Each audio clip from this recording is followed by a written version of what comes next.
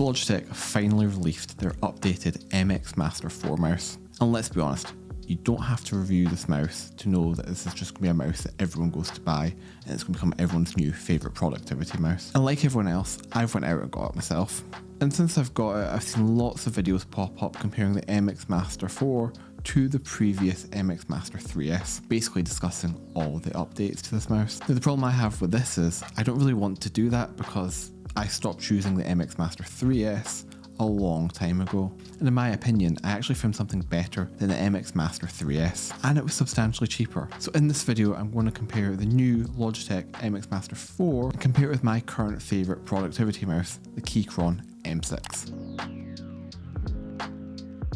I guess the first place to start is with the design of the new MX Master 4. Logitech have slightly reduced the contour of this mouse, essentially making it very slightly flatter. However, it is still a relatively big mouse and can take some getting used to if you've never used any of the previous iterations of the MX Master. The Keychron M6 on the other hand, well, it's smaller in size and is slightly flatter, and I'd argue feels slightly more comfortable to use. Logitech have also changed the materials of the mouse, with most of the surface now being made from plastic rather than the previous rubber material, which used to wear down really quickly. And I've seen a lot of people say that they're really happy with this new plastic surface. However, personally, I'm not that keen given I've come from using the M6 mouse, and I find that the plastic Logitech have used is slightly scratchy and that the plastic surface isn't smooth. Basically, it isn't as comfortable as the M6. 8K polling rate version of the M6 has a really smooth, albeit plastic surface that seems to hold up pretty well. And it's a smooth surface that makes it feel really comfortable. I'd argue that the plastic Logitech have used feels slightly cheaper, and it's kind of weird given the MX Master 4 is substantially more expensive. I should probably point out as well that the other versions of the M6 have a slightly cheaper scratchy plastic as well, and it's only the 8K polling rate version which has this better surface. I'm also not the biggest fan of the sort of see-through plastic that Logitech have chosen to use for the right and left buttons on the mouse. I kinda wish it just had the same plastic throughout, and although I do appreciate it's probably something to do with the silent clicks that this mouse offers, it just looks a bit different. However, that is something that Logitech do substantially better than Keychron. Both mice are supposed to be silent when clicking, and the MX Master 4 very much is silent. The M6 on the other hand, well, it's just not, and that's despite the fact that it's advertised as a silent clicky mouse on the Keychron website. Both mice do have metal scroll wheels which can be switched to an infinite scroll setting with a plastic button just behind it. However, the MX Master 4 also has a metal side scroll which is nice and I feel is comfortable to use. It's also in a better position than the side wheel on the M6. The M6 also has a plastic side scroll wheel which just feels a lot cheaper. You do have an extra button on the MX Master 4 with the newly moved gesture button being placed in front of the two side buttons. The M6 on the other hand, it only has two side buttons. You also get this new area where your thumb rests on the MX Master 4, which is where the gesture button used to live on the 3S. And this new area is covered in the rubber material that you used to get in the 3S. However, what is new is it does provide haptic feedback in certain situations depending on your mouse settings. The easiest way to test this haptic feedback out is simply to switch your mouse on and you automatically get that little buzz from the haptic feedback. Now for the colour options. Starting with the new Logitech MX Master 4, technically there's 4 different colour options, but in reality there's actually only 2.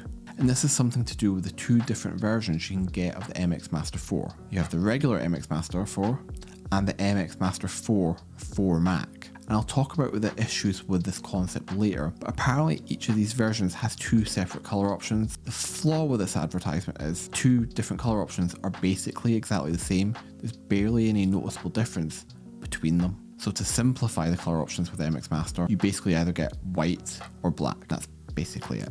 And if you want to compare that with the options of the Keychron M6, well, you also get black and white. Now, if you look on the underside of the MX Master 4, you'll notice that you have the on-off button, and you also have the option to switch between devices. And that's basically it. No option to change the polling rate, and no option to change the DPI. The Keychron M6, on the other hand, will have an on-off switch, the option to adjust the DPI, an option to adjust the polling rate, and finally a button to switch between 3 different devices.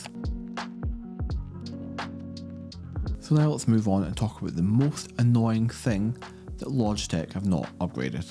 And that's basically the polling rate. Most semi-decent mice nowadays have the option of using a higher polling rate, and I really don't understand why Logitech have not updated this for this new mouse, or at least given you the option to increase the pulling rate, because I do appreciate increasing it will drain the battery quicker. And it's not like using the wireless dongle that comes with the MX Master 4 increases the pulling rate either. No matter what connectivity option you choose, you will only have a pulling rate of 125 Hz. With the substantially cheaper Keychron M6 mouse, you can purchase a mouse with a pulling rate of 8000 Hz. That's massively different. And you have the option to buy the cheaper version, which comes with a pulling rate of 1000 Hz as standard. You can also use the button on the underside of the mouse to lower the pulling rate if you want.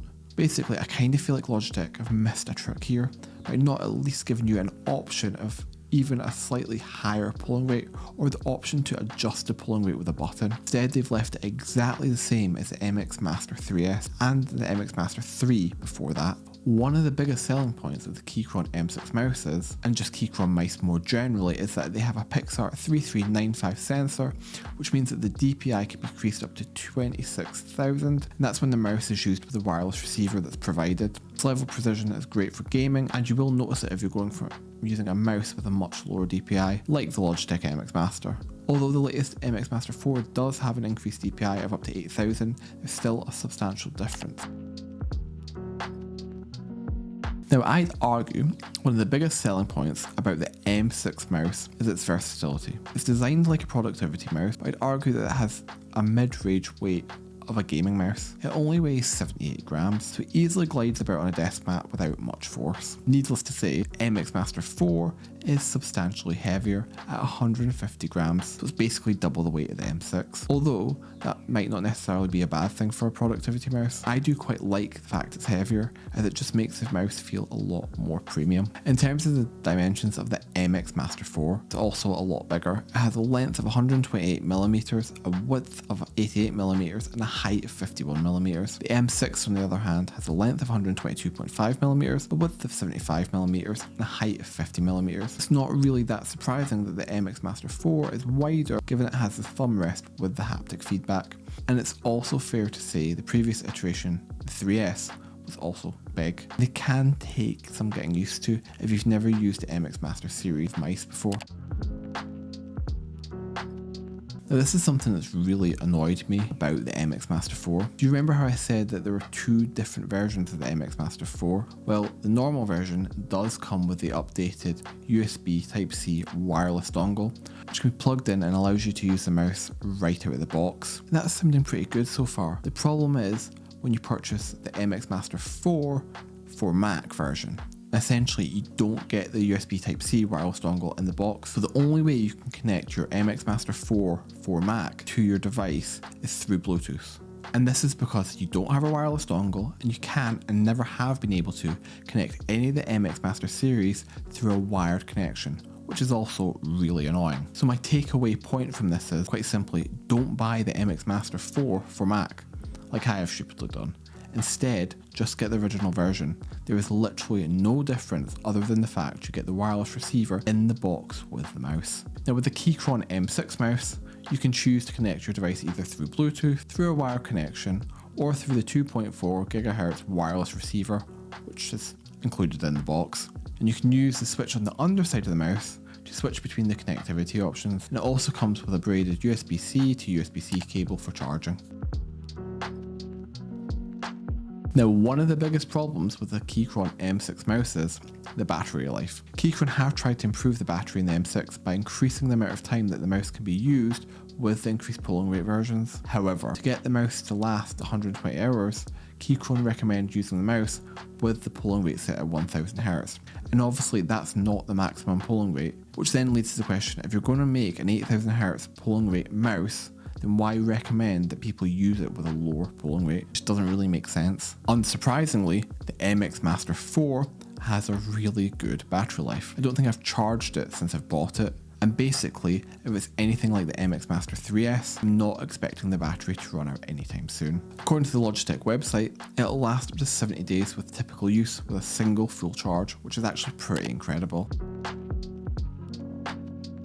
The Keychron M6 mouse is customizable through the use of the Keychron engine software. This means that you can customize the buttons and you can set up shortcuts to improve your workflow. However, I think it's fair to say that the Logitech Mx Master 4 has substantially more customization options. First of all, you have a sort of quick access tool which you can use by clicking the rubber bit on the thumb rest. Logitech are calling this the action ring, and it can be customized to have different options depending on which app you're using at the time. To customize the actual mouse itself, you have to download the Logi Options Plus app. And this enables you to customize the mouse settings, create shortcuts, and hopefully increase your overall productivity. And I'd definitely argue this mouse has way more customization options when compared with the Keychron M6 mouse. Now I'll try and keep this really simple. MX Master 4 is $119.99. 8K polling rate version of the Keychron M6 mouse is almost half that price at $69.99. However, if you don't want the 8K polling rate version of the M6, you can purchase the 1K polling rate version for $39.99. That's a third of the price of the MX Master 4, and it's still got the option of 4 times the polling rate that the MX Master comes with. Regardless of what I think, if we're being honest, everyone is going to go out and buy the MX Master 4, and soon it'll be appearing in nearly every desktop video uploaded onto YouTube. And do you know what? It may be the right choice. If you're used to using the MX Master 3S, or you're super keen on mouse productivity shortcuts. However, if you don't fit into one of these categories, I would still highly recommend using the Keychron M6 mouse. It's much better value for money, it's definitely more versatile, and it doesn't have a ridiculously sluggish polling rate that Logitech 100% could have chosen to improve, but didn't for some unknown reason. Being honest, I simply think that the Keychron M6 would be better for most people. However, most people will still go out and pay more money and buy the Logitech Mx Master 4. Hopefully you found this video useful. If you have, please give it a like and subscribe to my channel, and I'll see you in my next video.